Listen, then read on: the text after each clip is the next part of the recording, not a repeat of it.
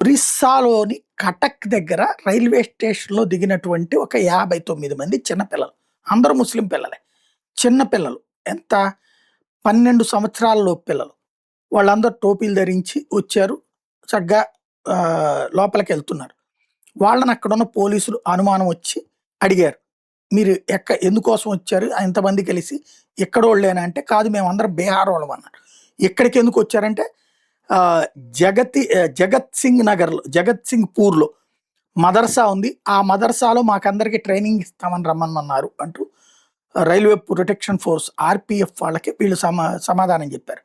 దీంతో వెంటనే వాళ్ళ తల్లిదండ్రులు లేకుండా వాళ్ళని ఎట్లా తీసుకొచ్చారంటూ మౌలానాని ప్రశ్నించారు. వాళ్ళందరినీ గూడా ఇప్పుడు చైల్డ్ వెల్ఫేర్ కమిటీకి పంపించారు. దీని మీదన విచారణకు ఆదేశించింది ఆహ్, ఏది ఒరిస్సా ప్రభుత్వం. అదే సందర్భంలో వీళ్ళందరినీ కూడా అరారియా డిస్ట్రిక్ట్ బీహార్ నుంచి తీసుకొచ్చారని తేలింది. ఇప్పుడు బీహార్‌లో పోలీసులకు కూడా ఇంటిమేట్ చేశారు. వాళ్ళేం తేలుస్తారో చూడాలి.